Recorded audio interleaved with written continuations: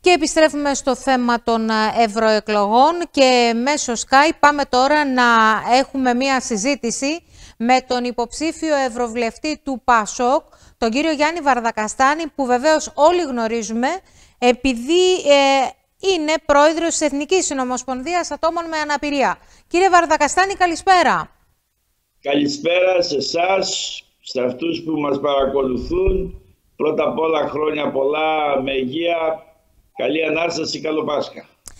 Σας γνωρίζουμε μέσα από τους αγώνες σας, τους πολυετής αγώνες που έχετε δώσει για τα άτομα με αναπηρία, υπερασπιζόμενος πάντα την ισότητα και την ισονομία. Αυτό λοιπόν θα αποτελέσει πρόταγμα και στην Ευρωβουλή? Κοιτάξτε, ασφαλώς η ιστορία που έχει ο καθένας είναι και το διαβατήριό του, κατά τη γνώμη μου, για το αύριο. Και νομίζω ότι στη χώρα μας, από κοινού με τους συναγωνιστές μου και συναδέλφους μου σε όλη τη χώρα και από την Άρτα και από όλη την Ήπειρο, έχουμε δώσει μεγάλους αγώνες και σίγουρα είναι η βάση και η κληρονομιά. Ταυτόχρονα όμως θέλω να επισημάνω ότι είμαι πρόεδρος στην Ευρωπαϊκή Συνομοσπονδία Ατόμων με Αναπηρία, European Disability Forum, εδώ και 25 χρόνια. Συνεπώς έχω έναν ισχυρό ευρωπαϊκό απολογισμό για τα άτομα με αναπηρία και όλες τις πολιτικές που έχουν θεσπιστεί αυτά τα χρόνια από την Ευρωπαϊκή Ένωση. Και τρίτον, είμαι στην Ευρωπαϊκή Οικονομική και Κοινωνική Επιτροπή, στην αντιπροσωπεία της Ελλάδος, και από πέρυσι είμαι πρόεδρος στο τμήμα οικονομικών. Δηλαδή χειρίζομαι όλα τα σκληρά θέματα οικονομικών που δεν έχουν σχέση άμεσα με τα ζητήματα της αναπηρίας. Θέματα οικονομικής και νομισματικής ένωσης, χρηματοπιστωτικές αγορές, οικονομική διακυβέρνηση, φορολογία, τραπεζική ένωση, πολιτική συνοχής κλπ. Συνεπώς θεωρώ ότι ο απολογισμός που εγώ φέρνω ως υποψήφιος για την Ευρωβουλή, χωρίς να έχω μπει στο Ευρωπαϊκό Κοινοβούλιο, είναι ένα πολύ σημαντικό διαβατήριο, αρκεί οι πολίτες να μου το θεωρήσουν θετικά, γιατί τη θεώρηση του διαβατηρίου και το σφραγίζουν για να μπορείς να περάσεις απέναντι οι πολίτες με την ψήφο τους. Ήταν πολύ σημαντικό ότι μας δώσατε κάποιες εξηγήσεις, γιατί ξέρετε οι περισσότεροι δεν το γνωρίζουμε όλα αυτά που είπατε λίγο πριν. Και καλό θα είναι οι πολίτες να ενημερώνονται, διότι γνωρίζοντας κάποιον υποψήφιο, ο οποίος φτάνει σε κάθε περιοχή της χώρας μας και ζητώντας τη στήριξη των πολιτών, να γνωρίζει και ποιος μάλλον μπορεί να τον εκπροσωπήσει στο Ευρωπαϊκό Κοινοβούλιο, έτσι δεν είναι, κύριε Βαρδακαστάνη? Κοιτάξτε, εγώ από την πρώτη μέρα που ανακοινώθηκε η υποψηφιότητά μου, από τις 7 Απριλίου μέχρι σήμερα, που έχω μιλήσει σε πάνω από 50 μέσα ενημέρωσης σε όλη τη χώρα, εξηγώ και από που έρχομαι και που πάω και ποιον εκπροσωπώ. Τα άτομα με αναπηρία στην Ελλάδα και στην Ευρώπη έχουν τις οργανώσεις τους για να τους εκπροσωπούν και μετά από μένα. Βέβαια. Εάν οι πολίτες με επιλέξουν μέσα από το ΠΑΣΟΚ, θα είμαι μια φωνή για την ισότητα, σωστά, για την ίση μεταχείριση, για τα δικαιώματα των ατόμων με αναπηρία, των γυναικών, των νέων, των ευάλωτων Ευρωπαίων πολιτών με γνώση. Και θα είμαι ευρωβουλευτής πρώτης γραμμής. Από την πρώτη μέρα που θα μπω στο Κοινοβούλιο δεν θα χρειάζομαι ούτε μία μέρα μαθητείας. Κύριε Βαρδακαστάνη, θέλω να πω δύο πράγματα, γιατί δεν γνωρίζω και τον χρόνο που έχουμε στη διάθεσή μας, που είναι σημαντικό να γνωρίζουν οι πολίτες. Το πρώτο πράγμα που θέλουν να γνωρίζουν είναι ότι η ψήφος μετράει. Έτσι. Η ψήφος, το ΠΑΣΟΚ είναι ψήφος στην προοδευτική ομάδα των σοσιαλιστών και δημοκρατών στο Κοινοβούλιο. Είναι η δεύτερη πολιτική ομάδα. Όσο περισσότερο αυξηθεί αυτή η πολιτική ομάδα, τόσο πιο προοδευτικές θα είναι οι πολιτικές που θα υποστηρίζει το Ευρωπαϊκό Κοινοβούλιο. Η ψήφος στο ΣΥΡΙΖΑ είναι στην Ευρωπαϊκή Αριστερά και η ψήφος στη Νέα Δημοκρατία είναι στο Ευρωπαϊκό Λαϊκό Κόμμα, που έχει υποστηρίξει όλες αυτές τις φιλελεύθερες οικονομικές πολιτικές στην Ευρωπαϊκή Ένωση και που έχει δημιουργήσει όλο αυτό το χάσμα των ανισοτήτων, την αύξηση του αποκλεισμού και της φτώχειας.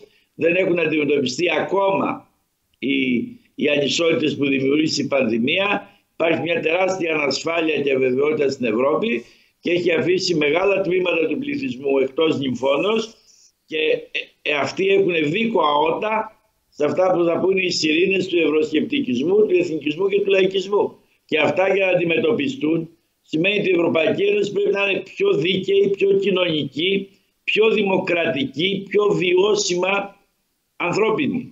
Αυτό ήθελα ακριβώς, εκεί ήθελα να σας πάω, στο ότι οι πολίτες θεωρούν ή θεωρούσαν, αν θέλετε, ακόμη παλιότερα, πως στις ευρωεκλογές μάλλον υπάρχει μια πιο χαλαρή, αν θέλετε, ψήφος.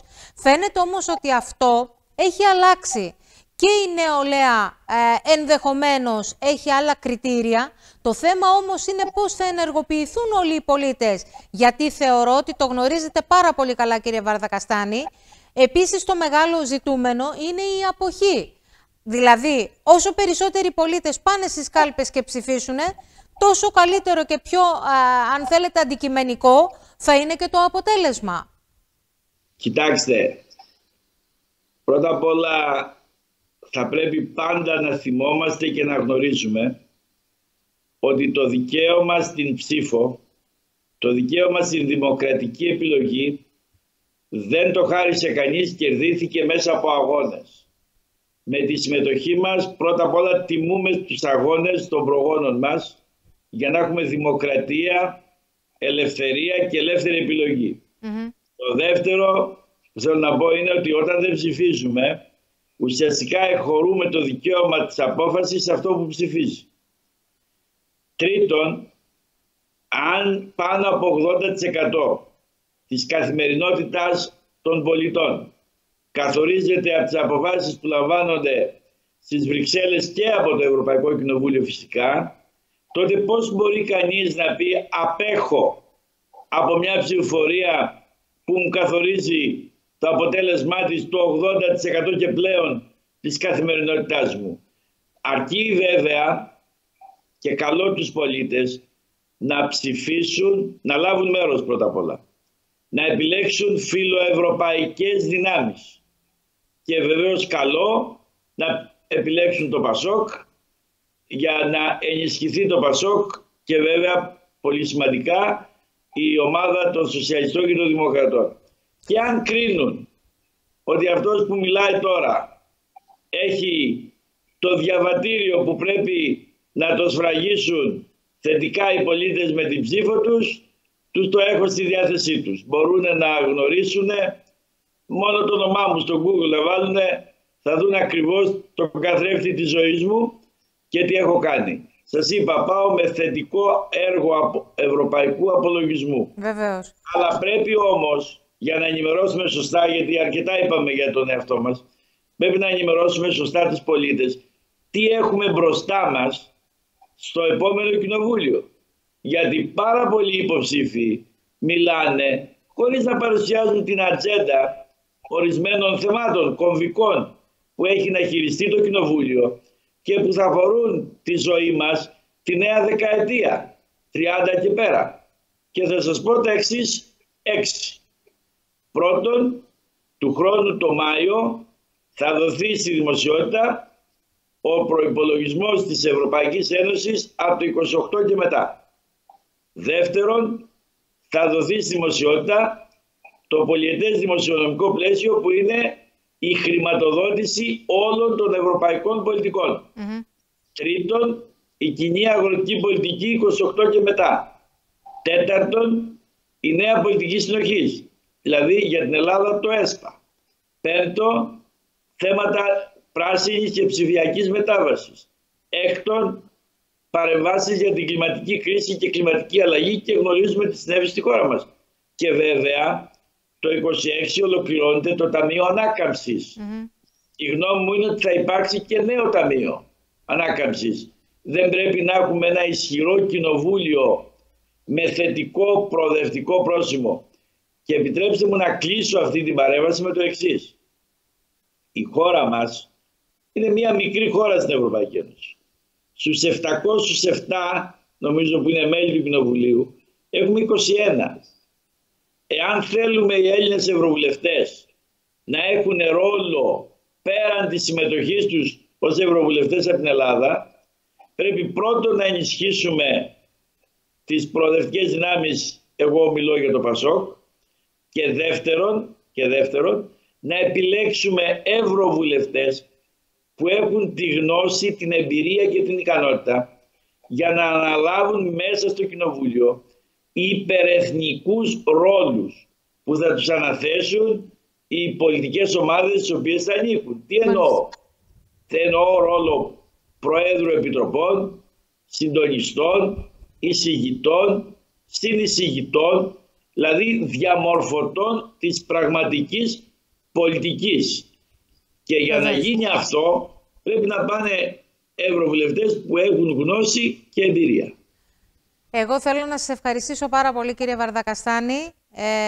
Να σας ευχηθώ καλή συνέχεια, καλή επιτυχία στον εκλογικό σας αγώνα.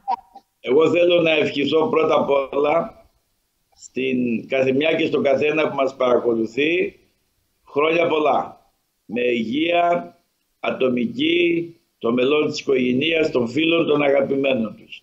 Να περάσουν καλά αυτές τις μέρες που έρχονται. Καλή Ανάσταση, χρόνια πολλά και σε εσάς. Ευχαριστώ πολύ για την ευκαιρία. Να είστε καλά. Καλό σας βράδυ. Ευχαριστώ πολύ.